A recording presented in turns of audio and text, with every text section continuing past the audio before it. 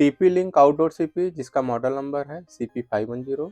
इस डिवाइस को as a wifi router कैसे सेटअप या फिर कॉन्फ़िगर किया जाता है आज की वीडियो में जानेंगे। तो सबसे पहले हम इस डिवाइस को सेटअप कर लेते हैं। मेरे पास ये 24 वोल्ट का एडाप्टर है। इसी एडाप्टर की हेल्प से हम इस डिवाइस को सेटअप करेंगे। आपको एक ईथरनेट केबल ले लेना है और ईथरनेट के एक एंड को एडाप्टर के अपलिंक पोर्ट में इंसर्ट कर लेना है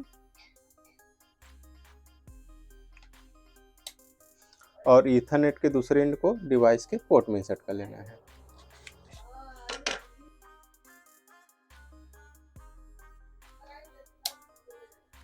इस तरह से आप देखेंगे डिवाइस में पावर आ जाता है। अब नेक्स्ट हमें डिवाइस को रीसेट कर लेना है। यहाँ पर आप ध्यान से देखेंगे तो रीसेट बटन दिया गया है। इस रीसेट बटन को आपको 10 से 15 सेकंड प्रेस करके रखना होता है और फिर छोड़ देना होता है। आप देखेंगे डिवाइस में दिया गया LED लाइट एक साथ ग्लो करता है और फिर बंद हो जाता है। तो आपको समझ जाना है कि आपका डिवाइस रीसेट हो गया है। तो चलिए डिवाइस को रीसेट कर लेते हैं।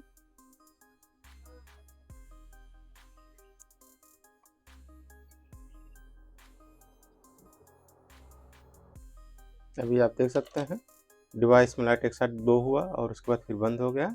इसका मतलब मेरा जो डिवाइस है वो रीसेट हो गया है।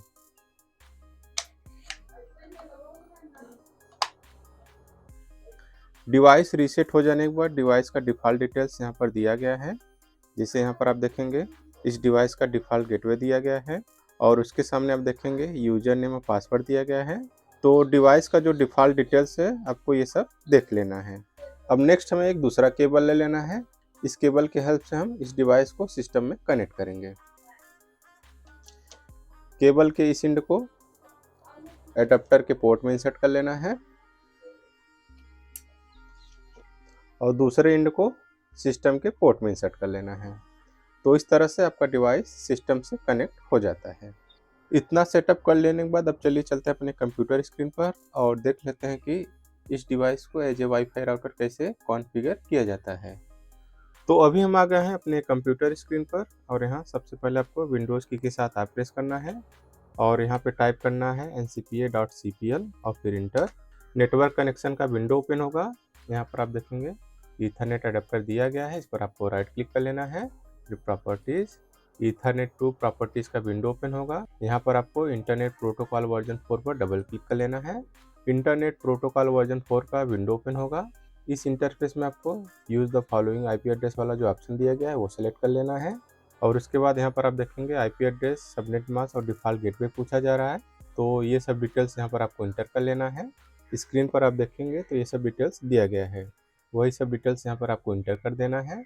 डिफ़ॉल्ट गेटवे आप चाहे तो ब्लैंक रख सकते हैं। ये सब डिटेल्स इंटर हो जाने के बाद आपको ओके पे क्लिक कर लेना है, फिर ओके और इसको मिनिमाइज कर लेना है। अब आपको कोई भी वेब ब्राउज़र ओपन कर लेना है और यहाँ डिवाइस का डिफ़ॉल्ट IP इंटर कर लेना है।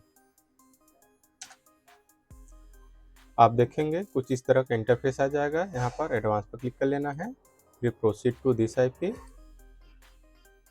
आप देखेंगे आपके डिवाइस का लॉगिन इंटरफेस आ जाता है। तो यहाँ पर सबसे पहले आप देखेंगे सेटअप करने के लिए पूछा जा रहा है। ऐसा इसलिए क्योंकि हम डिवाइस को रीसेट किए थे।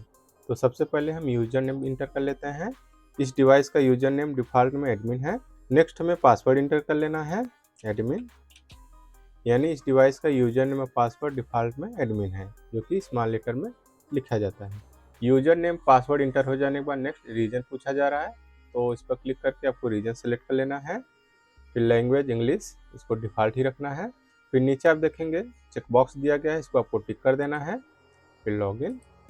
फिर आप देखेंगे चेंज पासवर्ड का इंटरफेस आ जाता है। यहाँ पर यूजर नेम इंटर कर लेना है, एडमिन। फिर न्यू पासवर्ड में एडमिन 01, आप अपने पसंद के हिसाब से कुछ भी रख सकते हैं। फिर कंफर्म पासवर्ड में एडमिन 01 और फिर फिनिश। आप देखेंगे आपका डिवाइस लॉगिन हो जाता है। डिवाइस लॉगिन हो जाने के बाद यहाँ पर आप देखेंगे क्विक सेटअप का ऑप्शन दिया गया है, इस पर आपको क्लिक कर लेना है। यहाँ पर आप देखेंगे बहुत से ऑपरेशन मोड दिए गए हैं। इनमें से आपको AP राउटर मोड वाला जो ऑपरेशन मोड दिया गया है वो सेलेक्ट कर लेना है। फिर यस, फिर नेक्स्ट पर क्लिक कर लेना है। अब यहाँ पर आप देखेंगे वैन कनेक्शन टाइप पूछा जा रहा है। तो यहाँ पर आप देखेंगे 3 वैन कनेक्शन टाइप दिए गए हैं। इनमें से जो भी आपका वैन कनेक्शन टाइप रहेगा वो आपको यहाँ पर सेलेक्ट कर लेना है। जैसे अगर आपका कनेक्शन टाइप डायनेमिक आईपी है तो आपको डायनेमिक आईपी सेलेक्ट कर लेना है और फिर नेक्स्ट पे क्लिक कर देना है। और अगर आपका वैन कनेक्शन टाइप स्टैटिक आईपी है तो आपको स्टैटिक आईपी सेलेक्ट कर लेना है और फिर नेक्स्ट पे क्लिक कर देना है। यहाँ पर आप देखेंगे स्टैटिक आईपी का डिटेल्स इंटर करना होता है।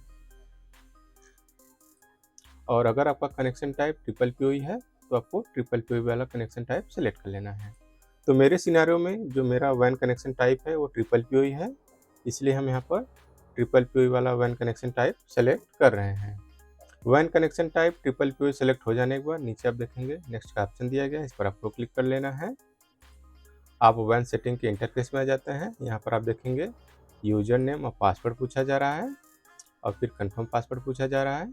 तो अगर आपका कनेक्शन टाइप ट्रिपल पीओई रहेगा तो आपको आपके सर्विस प्रोवाइडर द्वारा यूजर नेम और पासवर्ड दिया गया रहता है, वही यूजर नेम और पासवर्ड यहाँ पर आपको इंटर कर लेना है।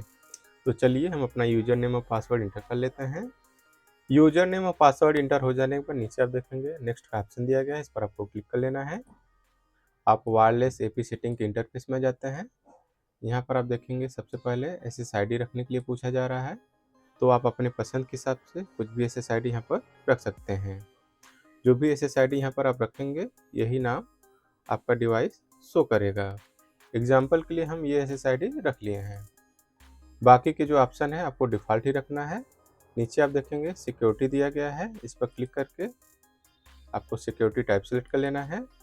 यानी इस SSID को कनेक्ट करने के लिए जो भी आपको पासवर्ड रखना है वो यहाँ पर आपको इंटर कर लेना है।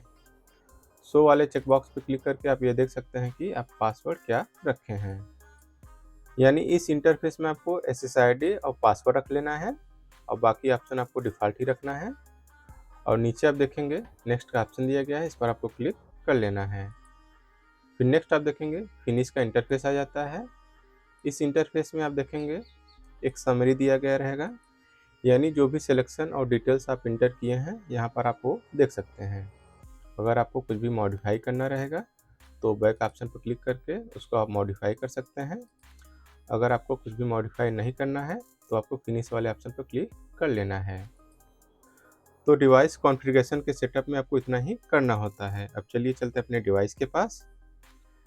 तो अभी हम आ गए हैं अपने डिवाइस के पास और यहाँ पर आपको क्या करना है, ये जो केबल सिस्टम में कनेक्ट हुआ है इसको यहाँ से रिमूव कर लेना है। अब इस पोर्ट में इंटरनेट का जो केबल है उसको इंसर्ट कर लेना है। थोड़ा सा फिर से आपको बता देते हैं, डिवाइस को पावर ऑन करने के लिए ये केबल यूज हुआ है और डिवाइस से इंटरनेट एक्सेस करने के लिए सर्विस प्रोवाइडर द्वारा जो केबल दिया गया है उसको हम एडेप्टर के लैन पोर्ट में इंसर्ट कर लिए हैं। तो डिवाइस कॉन्फ़िगर कर लेने के बाद आपको कुछ इस तरह से डिवाइस को सेटअप कर लेना है। यहाँ पर आप ध्यान से देखेंगे तो डिवाइस कॉन्फ़िगर हो जाने के बाद डिवाइस में जितने भी LED लाइट दिए गए हैं सब फ्लो करने लगे हैं।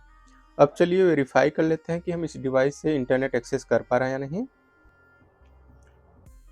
तो हम इस मोबाइल में वेरीफाई करेंगे कि इस डिवाइस से इंटरनेट एक्सेस कर पा रहे हैं या नहीं। तो मोबाइल के वाईफाई के सेटिंग में आ जाते हैं और यहाँ पर आप ध्यान से देखेंगे तो जो SSID हम रखे थे वो यहाँ पर शो हो रहा है। इस पर क्लिक करके इसको कनेक्ट कर लेते हैं। पासवर्ड भी आप देख सकते हैं, सेम हम वही इंटर कर रहे हैं। फिर कनेक्ट। यहाँ पर आप देख सकते हैं मेरा डिवाइस मोबाइल में कनेक्ट हो गया है। डिवाइस मोबाइल में कनेक्ट हो जाने के बाद अब चलिए स्पीड टेस्ट रन करके देख लेते हैं कि हम इस डिवाइस से इंटरनेट एक्सेस कर पा रहे हैं नहीं।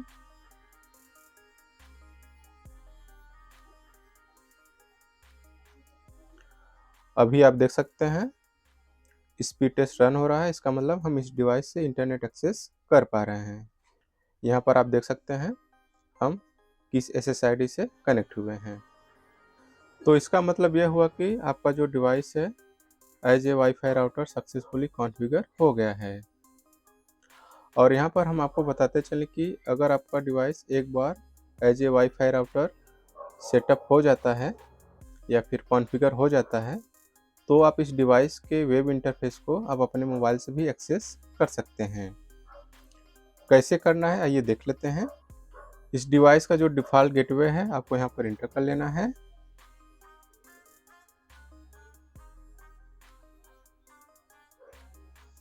इस तरह से आप देखेंगे तो डिवाइस का लॉगिन इंटरफेस आ गया है। एक बात हम आपको यहाँ पर बताते चलें कि ट्रिपल पी कॉन्फ़िगरेशन के सेटअप में कुछ सर्विस प्रोवाइडर सर्विस नेम भी प्रोवाइड करते हैं। तो अगर आपको इस डिवाइस के सेटअप में या फिर कॉन्फ़िगरेशन करते टाइम सर्विस नेम इंटर करना हो तो कहाँ इंटर कर सकते हैं, आइए देख लेते हैं। डिवाइस लॉगिन करेंगे तो आप देखेंगे यहाँ पर नेटवर्क का ऑप्शन दिया गया है, इस पर आपको क्लिक कर लेना है। इसके अंदर आप देखेंगे सर्विस नेम दिया गया है, तो जो भी आपका सर्विस नेम रहेगा वो यहाँ पर आपको इंटर कर लेना है। सर्विस नेम इंटर हो जाने के बाद सबसे नीचे आप देखेंगे अप्लाई का ऑप्शन दिया गया है, इस पर आपको क्लिक कर लेना है। तो इस तरह से ट्रिपल पी कनेक्शन टाइप में अगर सर्विस नेम आपको इंटर करना रहेगा तो यहाँ पर आप इंटर कर सकते हैं। सर्विस नेम इसलिए इम्पोर्टेंट है, अगर आपका service provider service name use करता है तो यहाँ पर आपको सर्विस नेम इंटर करना होगा। अगर आप ऐसा नहीं करेंगे तो सब कुछ कॉन्फ़िगर कर लेने के बाद भी आपका इंटरनेट नहीं चलेगा। तो ध्यान रहे कि अगर आपका service provider service name use करता है तो आपको यहाँ पर सर्विस नेम इंटर कर लेना है। तो इस तरह से TP-Link आउटडोर CP जिसका मॉडल नंबर है CP510, इसको आप as a wifi router setup या फिर कॉन्फ़िगर कर सकते हैं। नेक्स्ट वीडियो में हम ये देखेंगे कि अगर आपके पास सिस्टम वगैरह नहीं है तब आप इस डिवाइस को एज ए वाईफाई राउटर कैसे सेटअप कर सकते हैं। उम्मीद करते हैं ये वीडियो आपको अच्छा लगा होगा। वीडियो अच्छा लगा तो वीडियो को लाइक करें, शेयर करें और चैनल को सब्सक्राइब करना ना भूलिएगा। धन्यवाद।